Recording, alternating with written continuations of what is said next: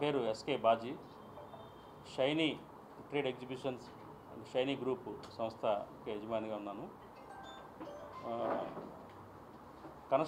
AP construction expo పేరుతోటి మార్చి 4, 5, 6 3 రోజుల పాటు విజయవాడ నగరంలో ఈ కన్స్ట్రక్షన్ రంగానికి చెందిన ఒక ఎగ్జిబిషను మరియు కాన్క్లేవ్, ఒక చర్చా గోష్ఠి జరుగుతుంది.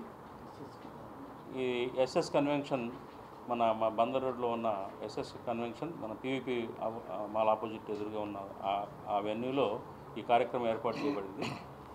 ఈ ముఖ్య ఉద్దేశం ఏంటంటే, ఇవాళ రాష్ట్రంలో రాజధాని నగర నిర్మాణానికి శ్రీకారం మళ్ళీ చుట్టారు.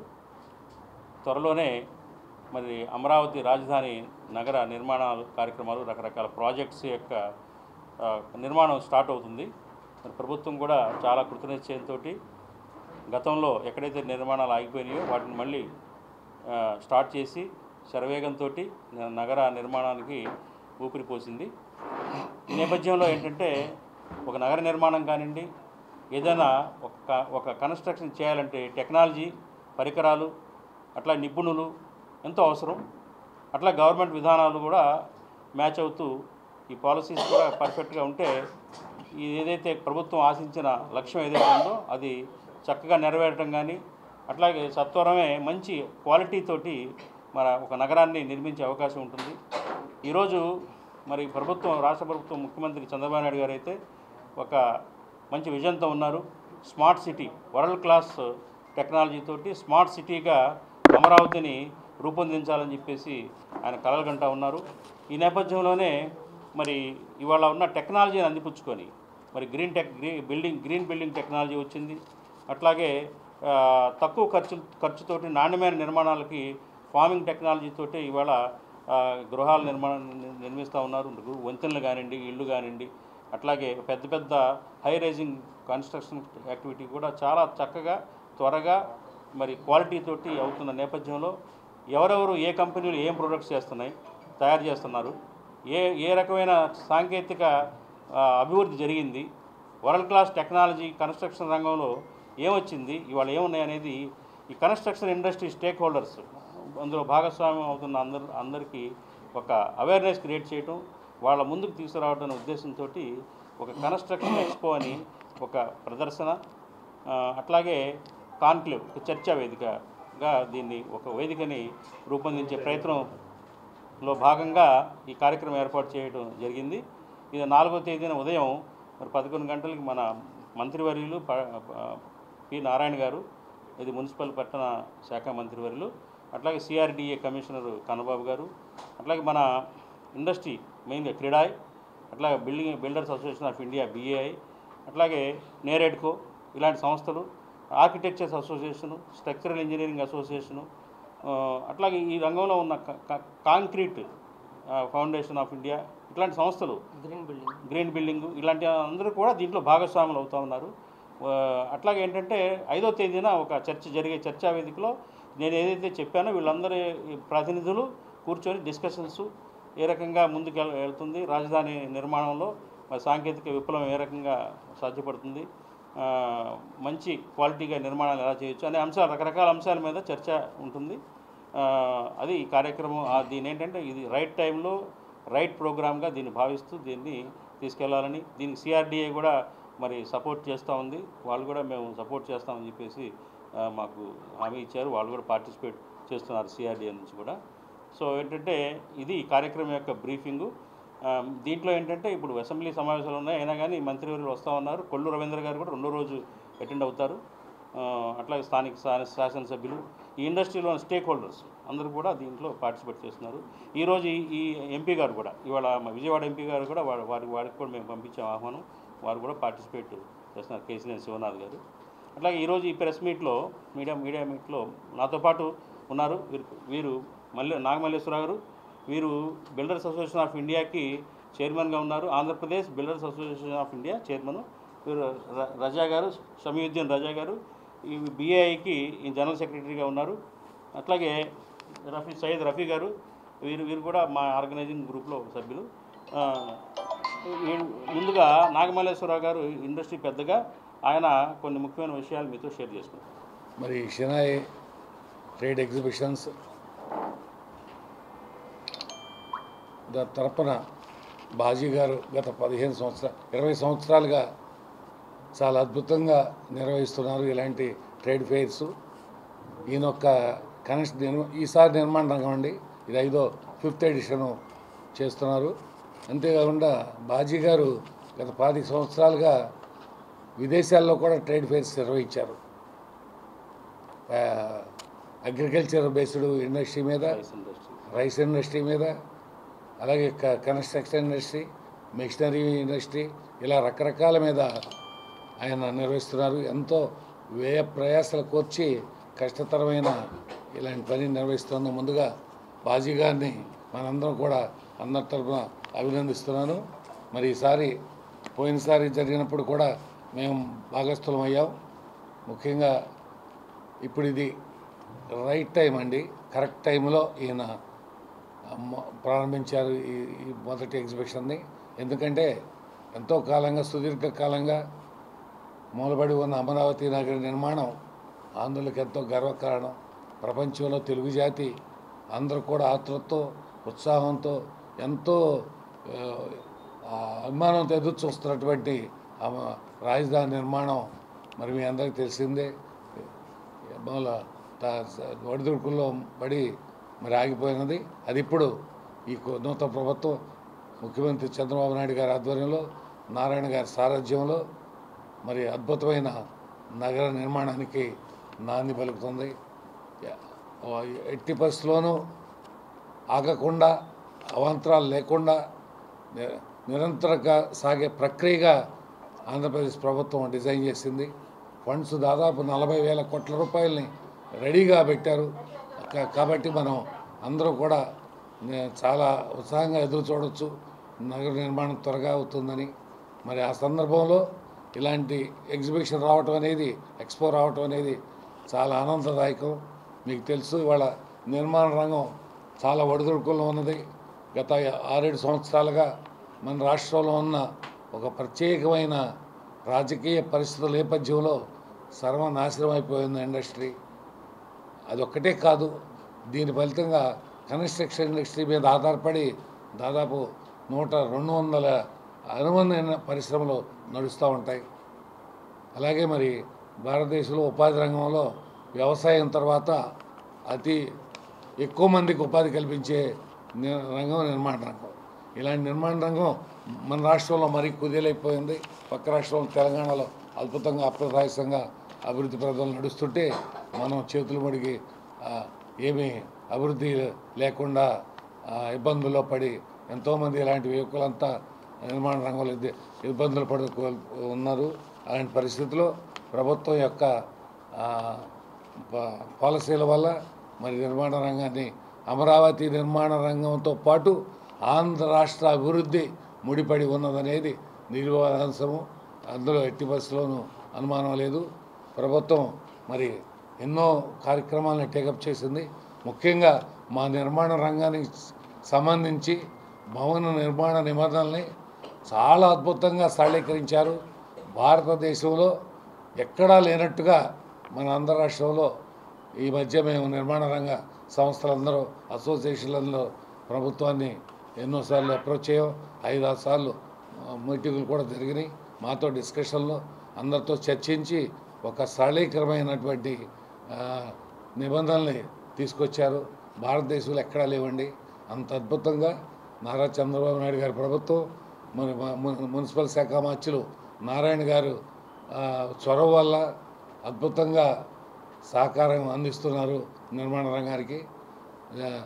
ఇక్కడ మన ఆంధ్రప్రదేశ్లో నిర్మాణ రంగం ఏంటంటే స్మాల్ అండ్ టీనీ అండి. తర్వాత ఆంధ్రప్రదేశ్లో మేజర్ ఇండస్ట్రీ లేదు, ఎక్స్పోర్ట్ లేదు, ఇంపోర్ట్ లేదు, ట్రేడ్ లేదు, కామర్స్ లేదు. మనకున్నదల్లా వ్యవసాయ రంగం, తర్వాత ఆక్వా పరిశ్రమ, తర్వాత నిర్మాణ రంగం. ఈ 3 మేజర్ పరిశ్రమలు. వీటి నుంచే మరి జీడిపి గ్రోత్లో ప్రధానమైన పాత్ర వహించే నిర్మాణ రంగం. అలాంటిది కుదేలైపోయిన దాన్ని ఇప్పుడు ప్రభుత్వం సారథ్యంలో మరి అందరం ఆశావహంగా ఉన్నాం. ఇంకా లాంచ్ అవ్వలేదు, డిమాండ్ అది ఇంకా పరిగెత్తడం ప్రారంభించలేదు. ఇంకా స్లోగా ఇప్పుడిప్పుడే ఆశావహంగా ఉన్నాం, ఆశతో ఉన్నాం, మరి ఆప్టిమిస్టిక్గా ఉన్నాం. తప్పనిసరిగా పరిగెత్తే స్థాయికి ఈ రాబోయే 2-3 ఏళ్లలో నిర్మాణ రంగం వెళుతుందని, ఆ నిర్మాణ రంగం మీద ఆధారపడి ఎంతోమంది ఎన్నో రకాల పరిశ్రమలు కూడా లాంచ్ అవుతాయని, మరి మన రాష్ట్రంలో ఉన్న యూత్కి ఆశావహంగా ఉంటుందని, అలాగే దాంతోపాటు సమస్యలు కూడా ఉన్నాయి. నిర్మాణ రంగంలో నిపుణులైన కార్మికుల కొరత ఉంది, మెటీరియల్స్ కొరత ఉంది. మరి వీటన్నిటి అధిగమించడం కోసం తర్వాత మెకనైజ్ అవ్వాలి. నిర్మాణ రంగం మోస్ట్లీ మాన్యువల్ బేస్డ్గానే ఉన్నది. వ్యక్తులపై ఆధారపడి పరిశ్రమగానే ఉన్నది. మరి ఇలాంటి బాజీ గారి లాంటి వ్యక్తుల వల్ల, సంస్థల వల్ల కొత్త విషయాలు ఇప్పుడు చైనాలో అద్భుతంగా మెకనైజేషన్, సివిల్ ఇంజనీరింగ్ నిర్మాణాన్ని మెకనైజ్ అవ్వాలి, యాంత్రీకరణ జరగాలి. యాంత్రీకరణ జరిగితేనే మీకు ముందుకు పరిగెడుతుంది. మీకు రాజధానిలో 12 అంతస్తులు 13 అంతస్తు టవర్స్ కట్టారు. అది ఎన్నాళ్ళలో కట్టారో మీకు ఎవరికైనా అవగాహన ఉన్నదా? షేర్వాల్ టెక్నాలజీ అని 13 అంతస్తుల బిల్డింగు దాదాపు 5 నెలల్లో కట్టేశారు. ప్రతి 10 డేస్కి ఒక స్లాబ్ వేయచ్చు, ఇంక్లూడింగ్ వాల్స్. షీర్వాల్ టెక్నాలజీ అంటారు. దాంతో కట్టి ఇప్పుడున్న టవర్స్ అన్నీ కూడా హైదరాబాద్ మొత్తం ఇవాళ 30 అంతస్తులు 40 అంతస్తులు కూడా షీర్వాల్ టెక్నాలజీ, కొత్త టెక్నాలజీ ద్వారా 6 నెలల్లో 8 నెలల్లో కట్టేస్తారు 30 అంతస్తులు. అంత అద్భుతమైన ఇది. అయితే ఆ టెక్నాలజీ ఇంప్లిమెంట్ చేయాలంటే ఎక్కువ వర్క్ ఉండాలి, ఎక్కువ అంతస్తులు ఉండాలి. పెద్ద హై రైజ్ బిల్డింగ్స్కి మాత్రమే వర్కౌట్ అవుతుంది అది. ఆ విధంగా మరి కొత్త విషయాలతో కొత్త సింపుల్ మెషిన్స్ కూడా ఉంటాయి. అవన్నీ కూడా నిర్మాణ రంగానికి అనుసంధానం చేసి బాజీగా లాంటి మిత్రుల వల్ల, వ్యక్తుల వల్ల, సంస్థల వల్ల అనుసంధానం టెక్నాలజీకి, మిషనరీకి, నిర్మాణ రంగం అనుసంధానం అయితే ఇంకా అద్భుతంగా ముందుకు పరిగెడుతుందని తెలియజేస్తూ, మరి ఇలాంటి వారిని మీరందరూ కూడా ప్రోత్సహించి, ప్రజలందరూ కూడా ప్రోత్సహించి విషయాలను ముందుకు తీసుకెళ్ళినట్టయితే అందరికీ అవగాహన కల్పించే ఉద్దేశంతో బాజీ గారు నిర్మాణ రంగంలో ఉన్నటువంటి అసోసియేషన్స్ అందరినీ, భవన నిర్మాణదారులకు 3 మేజర్ సంఘాలు ఉన్నాయి. Engineers association, structural engineers association, architects association, institute of engineers, ఇలా దాదాపు 10 సంస్థలు ఉన్నాయి విజయవాడలో, మన ఆంధ్రప్రదేశ్లో. వీటన్నిటిని కూడా అనుసంధానం చేస్తూ ఒక ఎగ్జిబిషన్గానే కాకుండా ఒక చర్చా వేదికగా వివిధ విషయాలపై అవగాహన కల్పించే విధంగా ఈ ప్రాంత ప్రజలకి, యువకులకి, ఇంజనీర్స్కి, ఆర్కిటెక్ట్స్కి మరి ఆయన తీవ్ర ప్రయత్నం చేస్తున్నారు. దానికి మా అందరి తరపున మరి సహకారం ఉంటుందని, ముఖ్యంగా మా బిల్డర్స్ అసోసియేషన్ ఆఫ్ ఇండియా 84 సంవత్సరాల సంస్థ అండి. 1941లో ఇట్ వాజ్ ఫౌండెడ్ బై బ్రిటిషరు. అప్పటి నుంచి 84 సంవత్సరాలుగా అద్భుతంగా నడపడుతుంది. 225 శాఖలతో దేశవ్యాప్తంగా 1,00,000 మంది సభ్యుల పైతో మరి ఉన్న సంస్థ. అలాగే కడాయని, ఏడుకు అని, వారు కూడా మంచి సంస్థలు, గొప్ప సంస్థలు. ఇవన్నీ కూడా మన రాష్ట్ర నిర్మాణ రంగంలో మరి భాగస్వాములై మా రాష్ట్రాన్ని ముందుకు తీసుకెళ్లే దశగా మేమందరూ కూడా ప్రయత్నిస్తాం.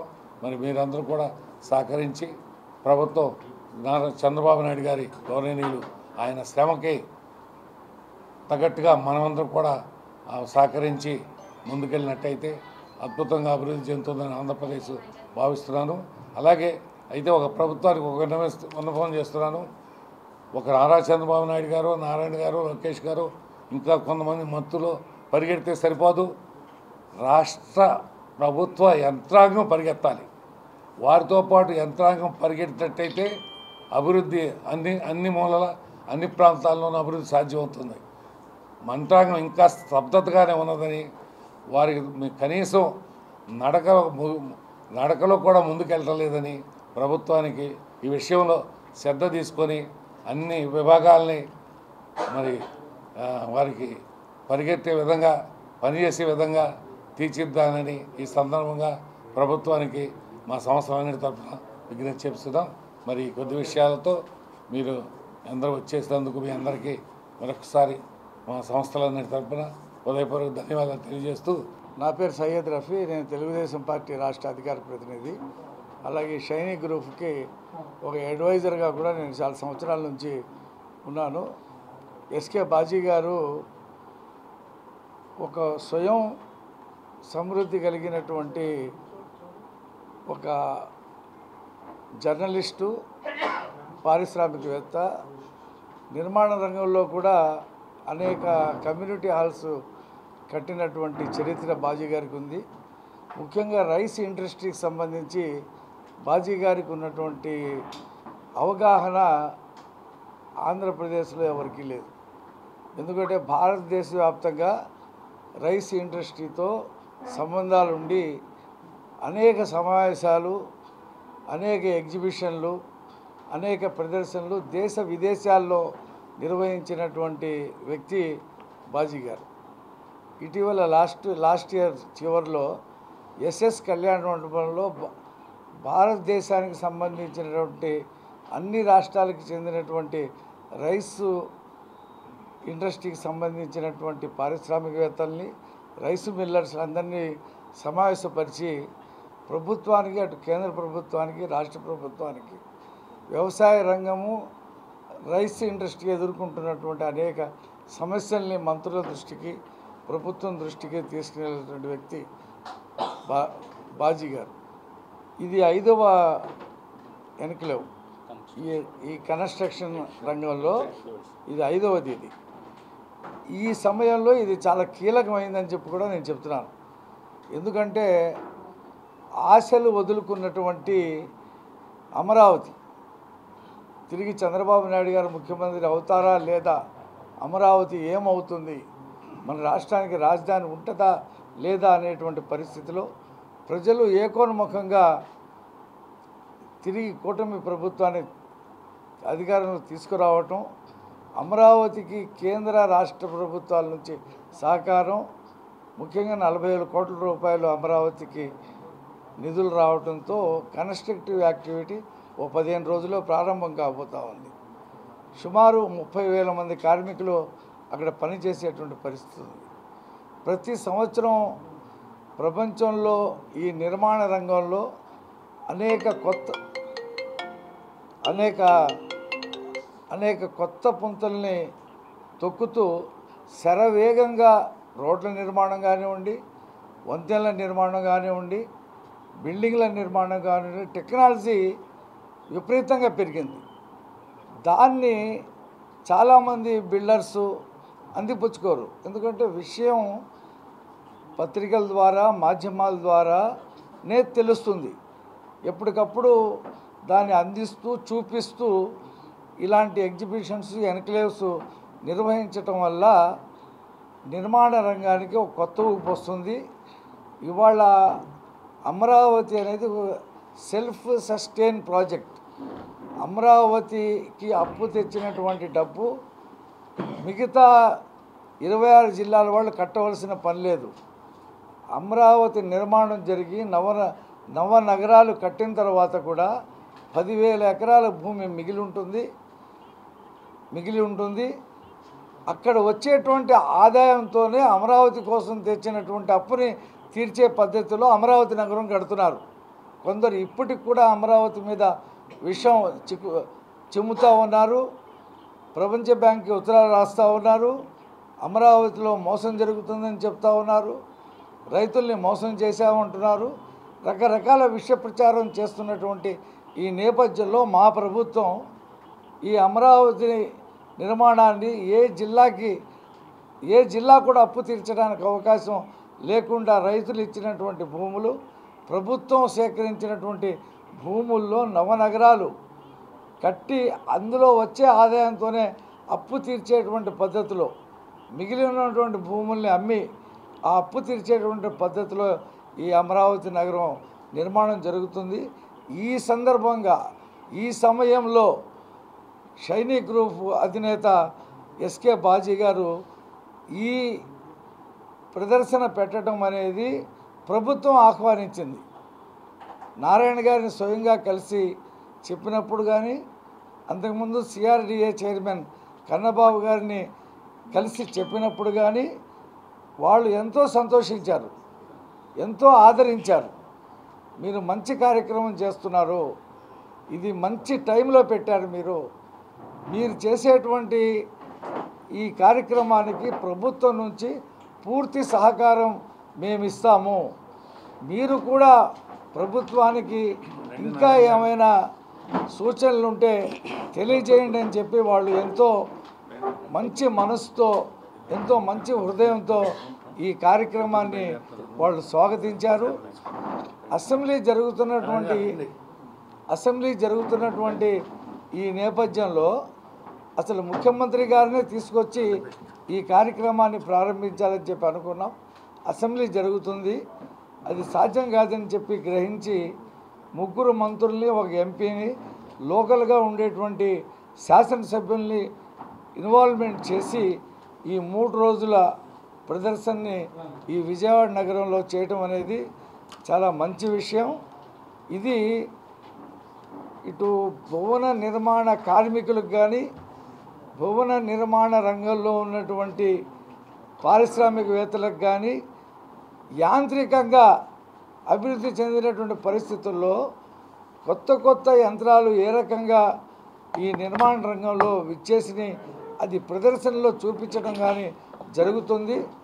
దానికి మీడియా మిత్రులుగా, పత్రికా మిత్రులుగా వచ్చిన మీరందరూ కూడా ఈ అంశాన్ని విశేష ప్రాధాన్యత ఇవ్వటం ద్వారా మొత్తం రాష్ట్రంలో ఉన్నటువంటి అందరికీ నలుమూలలా తెలియజేయాలని చెప్పి భావిస్తూ ఈ ప్రభుత్వం తీసుకున్నటువంటి ఈ కార్యక్రమానికి బాజీ గారు చేస్తున్నటువంటి కృషికి రెండిటికి అనుబంధం ఉంది కాబట్టి దీన్ని మీరు ఒక రాష్ట్ర ప్రగతిని దృష్టిలో పెట్టుకొని మీరు దీనికి ప్రాధాన్యత ఇచ్చి ప్రాచుర్యం చేయాలని చెప్పేసి నేను మనసారా కోరుకుంటూ నేను ఇంతటితో వివరిస్తున్నాను. బాజీ గారితో నేను సహచరుణ్ణి. మీ అందరికీ ఇంకో విషయం తెలిసేది ఏంటంటే బాజీ గారు కూడా జర్నలిస్టు, రైస్ మిల్ రిపోర్టర్ అని చెప్పి పేపర్ క్యానెక్టరు, తర్వాత ఆయన ఇతరతర పేపర్లు కూడా నడిపిన అనుభవం ఉంది. ఆ క్రమంలోనే ఆయన ఈ ఎగ్జిబిషన్ రంగంలో కూడా ప్రవేశించారు. ఇప్పటివరకు దాదాపుగా దేశ విదేశాల్లో అనేక ఎగ్జిబిషన్స్ నిర్వహించారు. నిర్మాణ రంగానికి సంబంధించి 2-3 రోజుల్లో జరుగుతున్న ఏదైతే ఎక్స్పో ఉందో అది ఇందాక రఫీ గారు చెప్పినట్లు ఈ రాష్ట్ర ప్రగతికి ఎంతో కీలకమైన అంశం. మీడియా మిత్రులందరికీ కూడా నా విన్నపం ఏంటంటే ఈ ఎక్స్పో ఏదైతే చాలా సుదీర్ఘకాలం తర్వాత ఈ రాష్ట్రాన్ని ప్రగతి పథం తీసుకునే విధంగా జరుగుతుందో మరింతగా ప్రాచుర్యం కల్పించి మీరు సహకరిస్తారని ఆశిస్తూ సెలవు తీసుకుంటాం. మరిన్ని వీడియోస్ కోసం ఛానల్ ని సబ్స్క్రైబ్ చేయండి. లేటెస్ట్ అప్డేట్స్ కోసం వాట్సాప్ ఛానల్ ని ఫాలో అవ్వండి. ఆ లింక్ డిస్క్రిప్షన్ లో ఉంది.